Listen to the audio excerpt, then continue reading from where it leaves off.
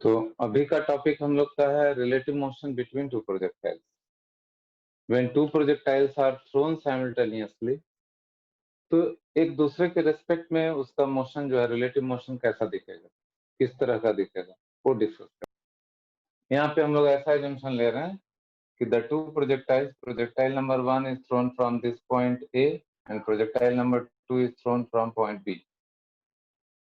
First projectile u1 से θ1 angle पे, second projectile is thrown with velocity u2 at an angle θ2 from the horizontal. तो u1, u2, θ1 and θ2 दोनों के लिए ही acceleration due to gravity तो same रहेगा, that is g in vertically downward direction. Relative velocity में आपने ये पढ़ा हुआ। अगर इस इक्वेशन को डिफरेंशिएट कर दें टाइम के रेस्पेक्ट में, तो देखिए क्या आ जाएगा।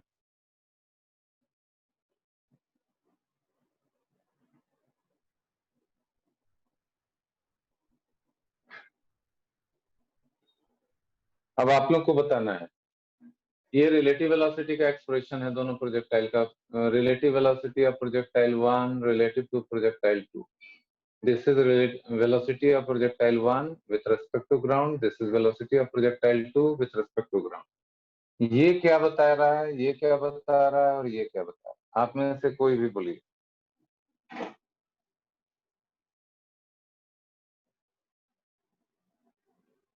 ये टर्म क्या इंडिकेट कर रहा है? V12 को टाइम के रेस्पेक्ट में डिफरेंशिएट करने से क्या मिलना चाहिए, बताइए वारिस राज। dt ऑफ V12 ये क्या इंडिकेट कर रहा है?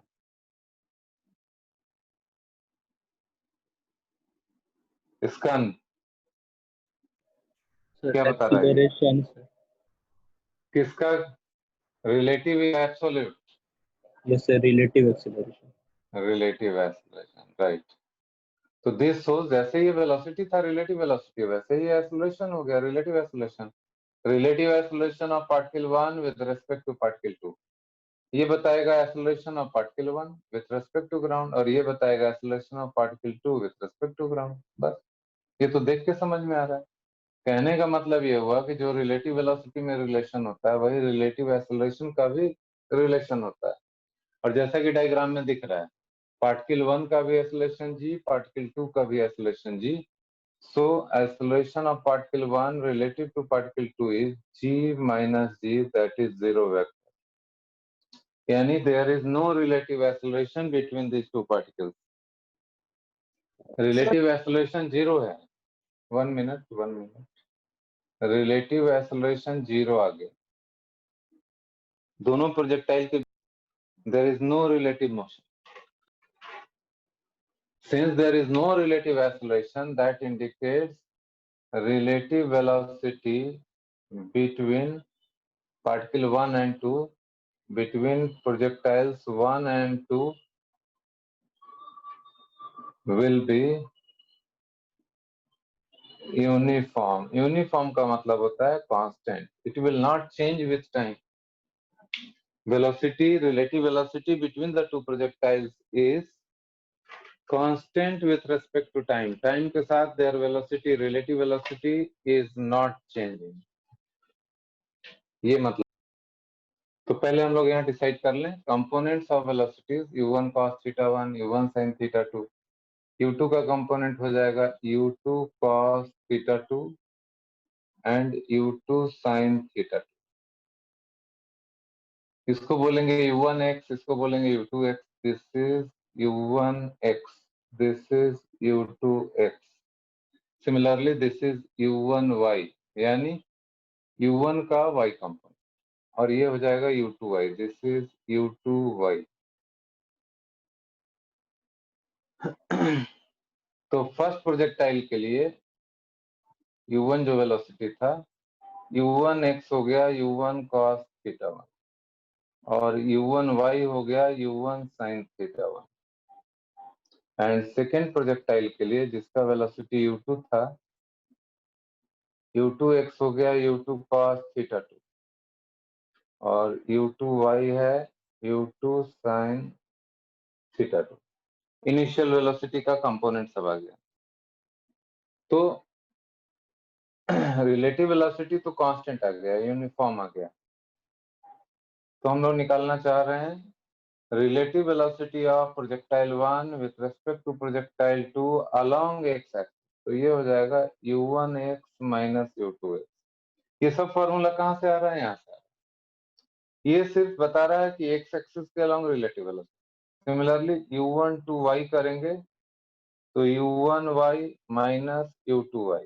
तो ये सिर्फ बता रहा है y एक्सिस के अलोंग रिलेटिव वेलोसिटी। ये बता रहा है कंप्लीट रिलेटिव वेलोसिटी। यहाँ हम लोग कंपोनेंट में अलग अलग करके initial relative velocity along x axis, initial relative velocity along y axis, u1x u2x सब यहाँ मालूम है। तो ये हो गया u1 cos theta 1 minus u2 cos theta.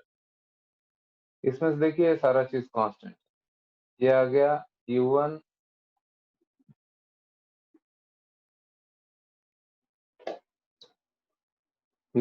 sin theta 1 minus u2 sin theta 2। दोनों को कंपोनेंट्स के फॉर्म में बांट दिया तो ऐसा आ रहा है। इसको अगर डायग्राम में दिखाया जाए तो देखिए कैसा दिखेगा। इस डायरेक्शन में u12x हो गया, इस डायरेक्शन में u12y हो गया। ऐसा क्यों? u12x का मतलब हुआ रिलेटिव वेलोसिटी का x कंपोनेंट तो x एक्सिस पे है, relative velocity along y axis तो y एक्सिस पे है, और ये हो गया resultant u12 at an angle theta from the horizontal. जो v12 लिखा है वैसे ही u12 होता है। u12 का मतलब क्या हुआ? u12 का मतलब u1 minus u2 initial velocity के बीच में रिलेटिव मोशन। रिलेटिव में इनिशियल वेलोसिटी है u, पार्टिकल 1 का पार्टिकल 2 का। इनिशियली रिलेटिव वेलोसिटी दोनों के बीच में कितना था, इसका ये मतलब हुआ। tan थीटा अगर लिया जाए, डायरेक्शन निकाला जाए तो tan थीटा आएगा u12y by u12x। This is u1 sin theta 1 minus u2 sin theta 2 divided by u1 cos theta 1 minus u2 cos theta 2। ये दोनों के बीच में जो इनिशियल वेलोसिटी था उसका डायरेक्शन आया tan थीटा से। इसका मीनिंग समझिए, relative motion between them became uniform. जैसे इसका मीनिंग ये हुआ, देखिए कि एक ही पॉइंट से दो आदमी जंप करता है अलग अलग वेलोसिटी और अलग अलग एंगल पे। ऐसे प्रोजेक्टाइल 1 u1 वेलोसिटी से थीटा 1 पे, प्रोजेक्टाइल 2 u2 वेलोसिटी से थीटा 2 एंगल। ये एंगल थीटा 2 है और ये एंगल थीटा 1 है। एक ही पॉइंट से दो आदमी जंप करता है अलग अलग angle. Relative motion, relative velocity is not changing with time, और डिस्प्लेसमेंट होता है velocity into time. Relative displacement चाहिए तो relative velocity into time. Time के साथ ये चेंज नहीं हो रहा है। इस तरह का एक्सप्रेशन आ जाएगा, displacement equals velocity into time. इस तरह का इक्वेशन आ गया, y equals mx। y equals mx is the equation of straight line. तो पार्टिकल 1 को पार्टिकल 2 यहाँ नजर आया था इनिशियली ऐसे, तो हर बार उसको ऐसा ही नजर आएगा, ऐसे ही स्ट्रेट लाइन में। ये डिस्टेंस गैप बढ़ता जाएगा, हमेशा स्ट्रेट लाइन में ही दिखेगा क्योंकि ये स्ट्रेट लाइन का इक्वेशन है। तो प्रोजेक्टाइल 1 को प्रोजेक्टाइल 2 हमेशा स्ट्रेट लाइन में जाता हुआ दिखेगा। 1 को 2 यहाँ दिखा, फिर 1 को 2 यहाँ पे दिखाई पड़ा, फिर यहाँ दिखा, उसी स्ट्रेट लाइन पे उसको नजर आता रहेगा। ये इसका मतलब है, because there is no acceleration, इसलिए ऐसा हो रहा है। तो अब ऊपर में हम लोगों ने जो tan थीटा लिखा है u1 sin theta 1 minus u2 sin theta 2, इसका एनालिसिस करते हैं कि क्या क्या रिजल्ट मिलता है। अब ये हो सकता है पॉइंट नंबर 1 न्यूमरेटर 0 हो जाए, ये हो सकता है कि डिनोमिनेटर 0 हो जाए, ऐसा हो सकता है ना कि ये कंपोनेंट और ये कंपोनेंट बराबर हो जाए। तो अगर ऐसा हो जाए तो if u1 sin theta 1 is equal to u2 sin theta 2, then tan theta will become 0, therefore theta 0 हो जाएगा। थीटा 0 होने का मतलब कि रिलेटिव वेलोसिटी इस एक्स एक्सिस के अलॉन्ग दिखाई पड़ेगा। इधर जो ये लाइन मैं दिखा रहा हूँ ये एक्स एक्सिस पे दिखेगा। अगर ये टर्म खत्म हो जाए यानी थीटा 0 आ गया, therefore relative motion between projectiles will appear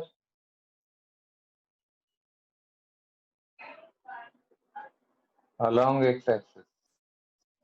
यानी पार्टिकल 2 और पार्टिकल 1, पार्टिकल 2 को लगेगा पार्टिकल 1 मेरी तरफ आ रहा है और पार्टिकल 1 को पार्टिकल 2 लगेगा मेरी तरफ आ रहा है। एक ही एक्सिस पे दोनों देखेंगे। पार्टिकल 2 को लगेगा particle 1 is moving in this direction और पार्टिकल 1 को लगेगा particle 2 is moving in along this line. दोनों को ज्वाइन, दोनों को लगेगा कि दोनों को ज्वाइन करने वाला जो लाइन है उसी पे दोनों पार्टिकल मूव कर रहे हैं। थीटा 0 होने का ये मतलब है कि रिलेटिव वेलोसिटी का एंगल 0 हो जाएगा, यानी दोनों का मोशन एक एक्स एक्सिस पे ही दिखाई पड़ेगा। दोनों को महसूस होगा कि second particle is moving towards me और फर्स्ट को लगेगा कि second particle is moving towards me, ऐसा लगेगा, आइदर टुवर्ड्स और away depending on the direction of the velocity. ये मैंने नोट्स में आपको भेजा भी है, एक बार उसका भी स्टडी करना है। अब सेकेंड केस लेते हैं हिस्से में। अगर ऐसा हो जाए तो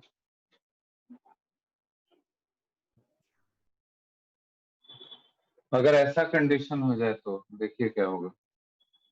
इस फॉर्मूले से अगर ऐसा है तो tan theta will become 1/0 which is infinity, तो थीटा हो जाएगा 90 डिग्री।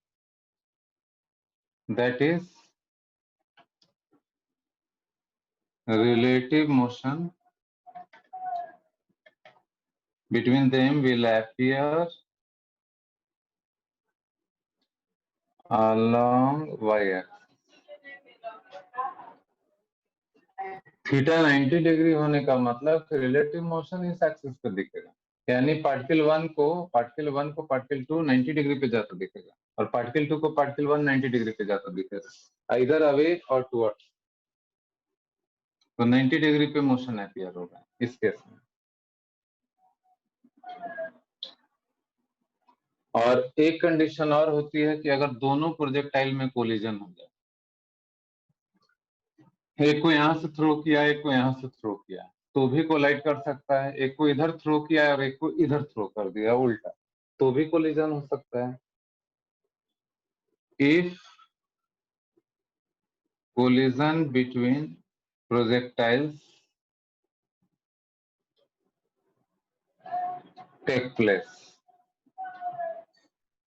takes place then क्या कंडीशन होनी चाहिए?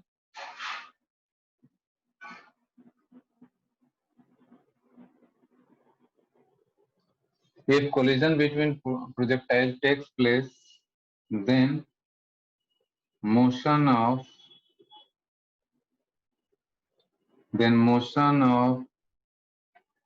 particle A should appear along line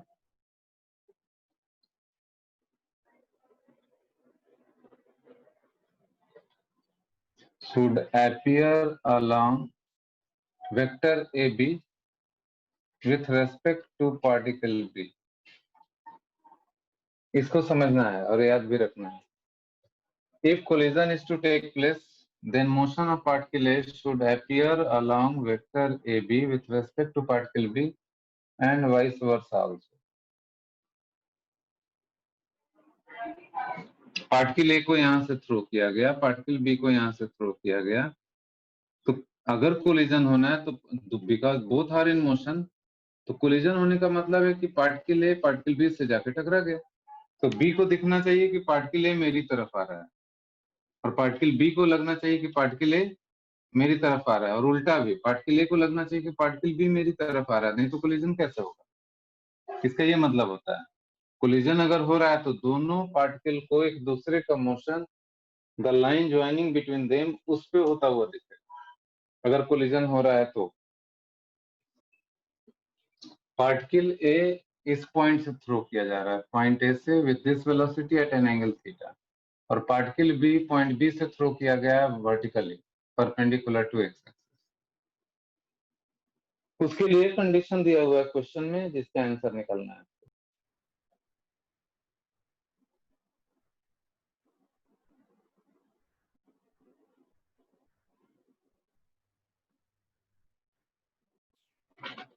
ठीक है, देखिए जैसा अभी हम लोग डिस्कस कर रहे थे, अगर कोलिजन होना है तो देखिए इस प्रोजेक्टाइल को तो दो दो वेलोसिटी होगा, एक इधर भी होगा 20 cos थीटा, और एक इधर होगा 20 sin थीटा, और इस प्रोजेक्टाइल को तो हॉरिजॉन्टल वेलोसिटी नहीं, ओनली वर्टिकल, और ये आके कोलाइड कर जाता है। इसका मतलब है कि इस प्रोजेक्टाइल को ये प्रोजेक्टाइल अपनी तरफ आता हुआ दिखना चाहिए।